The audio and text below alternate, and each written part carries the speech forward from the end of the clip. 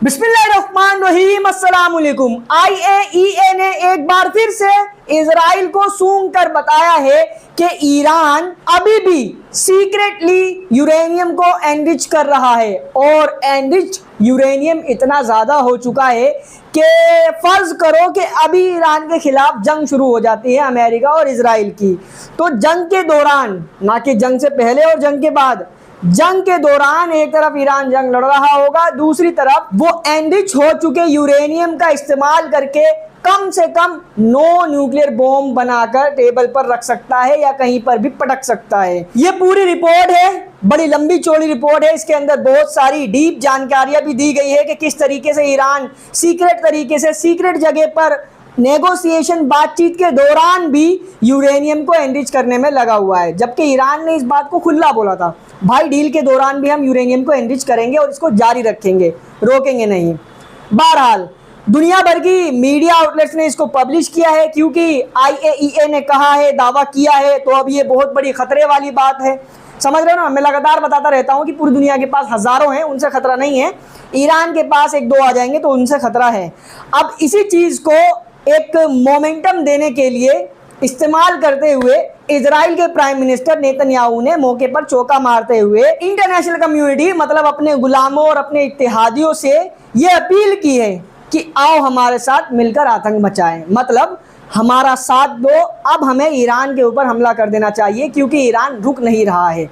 अब उसके पास इतना यूरेनियम है कि वो जब चाहे तब परमाणु बम बनाकर पूरी दुनिया को हिला सकता है और पावर को रीजन के अंदर बैलेंस कर सकता है, जो इजराइल और अमेरिका कतई नहीं चाहेंगे। देखो, ये तो दुनिया भर के कई बड़े बड़े एक्सपर्ट्स ने दावा कर दिया है कि ईरान जानबूझ के अमेरिका से न्यूक्लियर डील के मामले को लेकर बातचीत को आगे बढ़ा रहा है ताकि टाइम और ज़्यादा खींचे, और इसी बीच में ईरान न्यूक्लियर बॉम्ब बना लेगा। उधर ट्रंप ने 2 महीने का टाइम दिया था, जो लगभग पूरा होने वाला है। फिर इजराइल भी अपनी प्रिपरेशन और ज़्यादा मजबूत या लगभग पूरी तैयारी कर चुका है ईरान के ऊपर हमला करने की। अब मुझे ये सुगंध सी आ रही है, ऐसा एहसास हो रहा है कि इजराइल बहुत जल्द ईरान के ऊपर हमला कर देगा, क्योंकि इजराइल के लोगों को और मिडिल ईस्ट के लोगों को और अमेरिका वगैरह को आश्वासन दिलाना कि हम इनमें से किसी को भी ताकतवर नहीं होने देंगे, तुम्हारे इंटरेस्ट के लिए हम काम करते रहेंगे, ठीक है। दूसरा सबसे बड़ा रीज़न, नेतन्याहू पावर में रहना चाहता है। अगर जंग नहीं हुई, अब गाज़ा का मामला तो निपटता जा रहा है ना धीरे धीरे, गाज़ा तो लगभग ख़त्म हो चुका, अब कोई नया दुश्मन चाहिए। अगर जंग नहीं होती है तो फिर चुनाव करवाने पड़ जाएंगे इजराइल में, फिर नेतन्याहू की गद्दी गई, फिर केसेस खुलेंगे, नेतन्याहू जेल जाएगा। इस वजह से अब ये बहुत जल्द ईरान के ऊपर हमला कर देंगे। वहीं भारत के आर्मी चीफ ने एक बड़ा खुलासा कर दिया है। जो लोग ये सवाल कर रहे थे भारत की सरकार से कि क्या पाकिस्तान, ना पाकिस्तान, CNN, BBC, दुनिया भर की मीडिया आउटलेट्स ये दावा कर रही हैं कि भारत के वॉर प्लेन्स को मार गिराया गया है, वो बात सच है या नहीं, जिस पर सेना की तरफ से तो एक लॉजिकल जवाब आया था ड्यूरिंग ऑपरेशन सिंदूर, जब जंग चल रही थी। सेना की तरफ से ये कहा गया था कि हम जंग में हैं, देखो भैया जंग में नुकसान तो होते ही है और ये एक्सेप्टेबल चीजें हैं। भाई जाहिर है आप किसी से लड़ने जा रहे हो, बेशक आपके पास ताकत ज्यादा है, अफराद ज्यादा है, कुछ भी चीजें ज्यादा है, तो ऐसा हरगिज नहीं हो सकता कि सामने वाले से जंग के दौरान आपका कोई नुकसान ना हो। इजराइल सुपर पावर्स में माना जाता है, लड़ रहा है गाजा के मुट्ठी भर लोगों से, क्या उसका नुकसान नहीं हो रहा? हजारों की तादाद में अपाहिज हो चुके हैं। बस फर्क ये है कि गाजा वालों के पास कोई एयर डिफेंस सिस्टम्स नहीं है, ना ही एयरक्राफ्ट है जो इजराइल के एयरक्राफ्ट का मुकाबला कर सके। मगर यहाँ के सिनेरियो में क्या है, पाकिस्तान भी एक पावरफुल देश है, दुनिया मानती है। पाकिस्तान के पास चाइना जैसे एडवांस्ड सुपर पावर देश का पूरा सपोर्ट है, हर तरीके का सपोर्ट दिया गया था। चाइना के ही एयरक्राफ्ट से और एयर डिफेंस सिस्टम से ये दावा किया गया था कि पाकिस्तान ने भारत के 5 जेट्स को मार गिराया है। अब भारत की सेना ने ये कहा कि नुकसान हुए हैं, लेकिन ये स्पेसिफाई नहीं किया कि कितने जेट गिरे हैं, कितने नुकसानात हुए हैं। तो जाहिर है जब ऐसे देश के ऊपर हम हमला करने जाएंगे तो वहाँ से काउंटर अटैक होगा। ये कहना भिखारी है, भिखमंगे हैं, खाने को नहीं है, इन सब से जंग नहीं जीती जाती। जंग तो मैदान में उतरने के बाद ही पता चलता है कि सामने वाला भिखमंगा है या नहीं। बहरहाल अब भारत की सेना ने भी एक्सेप्ट किया कि देखो नुकसान तो हुए हैं, लेकिन दुनिया भर के जितने भी देश हैं, जंगों के अंदर यही सबकी स्ट्रेटेजी होती है कि सामने वाले दुश्मन के ऊपर साइकोलॉजिकल प्रेशर बनाया जाए, अपने नुकसान को ज़्यादा से ज़्यादा छुपा कर। इसके अलावा अपने देश के अंदर पैनिक ना फैले, इसलिए भी देश की जनता से चीजों को छुपाया जाए। इसके अलावा मल्टीपल रीजंस है, अपनी सेना का मनोबल बढ़ाए रखने के लिए, देश के अंदर स्टेबिलिटी कायम रहे। कई सिक्योरिटी रीजंस भी होते हैं जिनकी वजह से एक देश को अपने नुकसान को ज्यादा से ज्यादा छुपाने की कोशिश करते देखा जाता है हर जंग के अंदर। रशिया भी कर रहा है यूक्रेन से जंग के दौरान, यूक्रेन भी कर रहा है, फिर उधर इजराइल भी लगातार कोशिश करता है कि ना पोल खुले कि गाजा में छिदाई हो रही है। ऐसा हर जगह होता है। हर देश की आर्मी और उसके पॉलिटिकल लीडर्स अपनी जनता को इशारतन नुकसानात के बारे में कहीं ना कहीं इशारा कर देती है, मगर यहाँ जो भारत के अंदर जो सरकार है, भारत का कोई भी रिपोर्टर, बड़े से बड़े चैनल का हो, गोदी मीडिया का हो, गोदी यूट्यूबर हो, या जो रियलिटी में बेबाक पत्रकारिता करते हैं, वो भी इस चीज़ से डर रहे थे बताने में कि भाई सच में नुकसान हुआ है या नहीं। पहली बात तो किसी को कंफर्म नहीं था ना, इन पाकिस्तानियों के रिसोर्स से तो नहीं कह सकते। अब जब भारत के चीफ ऑफ डिफेंस स्टाफ ने भी अब कंफर्म कर दिया है कि हाँ भारत की एयरफोर्स को नुकसान हुआ था, ये अब भी कंफर्म नहीं किया है कि नुकसान कितना हुआ है। जैसे पाकिस्तान ये दावे कर रहा था और इंटरनेशनल मीडिया भी दावे कर रही थी कि भारत के 5 से 6 फाइटर जेट्स को मार गिराया है, जिसमें 3 राफेल भी मौजूद थे। इस बारे में कोई स्पेसिफिकेशन नहीं दी गई है, बस इतना कहा है कि हाँ नुकसान हुआ है।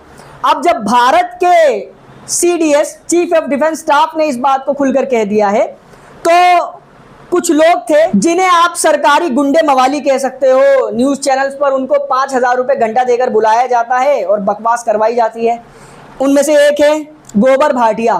अभी रिसेंटली एक डिबेट के अंदर वो कह रहा था कि किसी ओपोजिशन के बड़े लीडर को जो सवाल कर रहे हैं कि क्या हमारे एयरक्राफ्ट गिराए हैं पाकिस्तान ने, ऐसा हुआ है, उनको अगली बार जब पाकिस्तान पर हमला करेंगे तो राफेल के पीछे बांध देंगे और भेज देंगे पाकिस्तान के अंदर 200 किलोमीटर दूर, और वहाँ वो खुद जाकर ज़ाती तौर पर देख लेंगे कि पाकिस्तान भारत के जेट्स गिराने में कामयाब होता है या नहीं होता है। मतलब जो कोई भी सवाल कर रहा है कि क्या ऐसा हुआ है या नहीं हुआ है, वो देशद्रोही है, सेना का अपमान कर रहा है, और इन सब से बढ़कर इनका जो नॉन बायोलॉजिकल शक्तिमान है उसका सबसे ज़्यादा अपमान कर रहा है।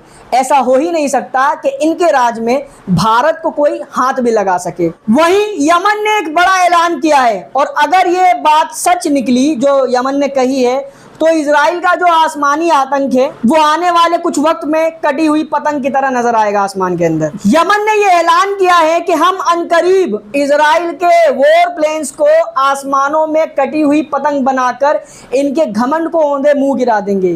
दरअसल में यमन ने यह दावा किया है कि ये लोग अपने दम पर इंडिजिनियसली, या हो सकता है ईरान के इंजीनियर्स का इस्तेमाल करके, एयर डिफेंस सिस्टम्स बना रहे हैं जो इजराइल और अमेरिका के F-35, F-22 और F-16 जैसे जहाज़ों को मार के गिराने की काबिलियत रखते होंगे।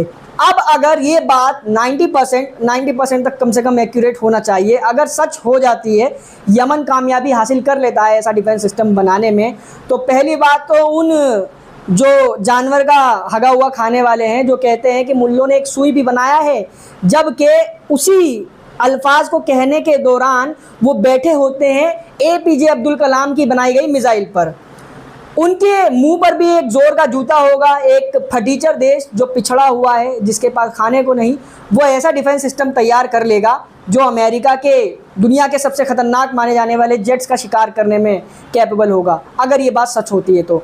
और यमन ने इससे पहले भी कई बातें सच करके दिखाई है, इसलिए पॉसिबिलिटी ज़्यादा है। और अगर ऐसा होता है तो इजराइल को जो फतह मिलती है जंग के अंदर, जो आगे रहता है वो अपनी एयरफोर्स की वजह से। ज़मीन में तो आपने पिछले 2 महीने से देखा ही है जो तांडव गाज़ा के अंदर हो रहा है, एक छोटा सा एनक्लेव, उसके मुट्ठी भर लोग, उनसे भी क्या ही बताऊं मैं, बत्तख बन कर वहाँ से वापस आ रहे हैं। तो ज़मीन पर इनकी हैसियत क्या है वो पूरी दुनिया को पता है। आसमान से इनको एडवांसमेंट मिलता है, उसी की वजह से ये कहीं ना कहीं डोमिनेशन हासिल कर लेते हैं। अब अगर उसका भी इलाज निकल जाए, बस फिर कुछ नहीं पता कि मिडल ईस्ट से मेडिटेरियन सी के अंदर जाकर गिरेंगे, रेड सी के अंदर जाकर गिरेंगे, डेड सी के अंदर जाकर गिरेंगे, या वापस वहीं पर घुस जाएंगे जहाँ से ये आए थे। नहीं मतलब यूरोप, अमेरिका, फ्रांस, जर्मनी, यहाँ से आए थे ना यार, गलत मत लिया करो मेरी बातों को, जिन देशों से आए थे वहाँ वापस घुस जाएंगे। वहीं सीरिया में आज़ादी लाने वाले मुजाहिद इजराइल के दलाल जूलानी ने एक यहूदी पत्रकार के जवाब में ये कहा कि इजराइल और हमारा दुश्मन एक है। अब वो दुश्मन कौन है आप अंदाज़ा लगा सकते हो। इसलिए अगर इजराइल और सीरिया मिलकर काम करें तो रीजन के अंदर सिक्योरिटी और पीस को इस्टेब्लिश कर सकते हैं। ये मुझे ऐसा लग रहा है कि बेचारा अपने आप को शीशे में देखकर गनी मेरी जान सोना नहीं मार देंगे लोग, वो गनी का डायलॉग सुना है ना आपने, इसे देखकर मुझे ऐसा लगता है कि ये अपने आप को ही धोखा दे रहा है। इजराइल के साथ मिलकर ये पीस और सिक्योरिटी इस्टेब्लिश करेगा, जबकि इजराइल इसको एक खतरनाक खूंखार आतंकी के तौर पर देखता है, जिसको खुद इजराइल ने ही बनाया था। अलकायदा का ये एक लीडर हुआ करता था पहले, और अभी भी इसको रेडिकल जिहादिस्ट आइडियोलॉजी वाला लीडर बताता है इजराइल, और इसको फूटी आँख पसंद नहीं करता। हालांकि ये इजराइल के जूते चाटने में लगा हुआ है, ताकि इजराइल इस पर भरोसा करके इससे नॉर्मलाइजेशन डील करे, फिर दोनों में बातचीत हो, और फिर क्या याशो वाली फहाशो वाली मॉडर्न जिंदगी गुजारें। वो एक बड़ी फेमस कहावत है, जब गीदड़ को मौत आती है तो वो शहर की तरफ भागता है। बेटा तुम कितनी वफादारी कर लो, कितने भी जूते चाट लो, तुम इजराइल के लिए सिर्फ एक टूल किट हो। जब तक तुम इस्तेमाल में आओगे तब तक इस्तेमाल करेगा, एक दिन तुमको निकाल कर फेंक देगा वो, क्योंकि एजेंडा तो आखिर में मकसद तो यही है ना कि ऑफिशियल वाला ग्रेटर इजराइल बनाना है। अभी तो अनऑफिशियल बना है, अभी दलालों को बिठाया है उन रीजन्स पर जहां इजराइल को ऑफिशियल तौर पर कब्जा करना है। तो जब कब्जा करेगा तो इनको बाकी इस वीडियो में फिलहाल इतना था। इस वीडियो को शेयर करें, चैनल पर नए तो सब्सक्राइब जरूर कर लें। Thank you so much for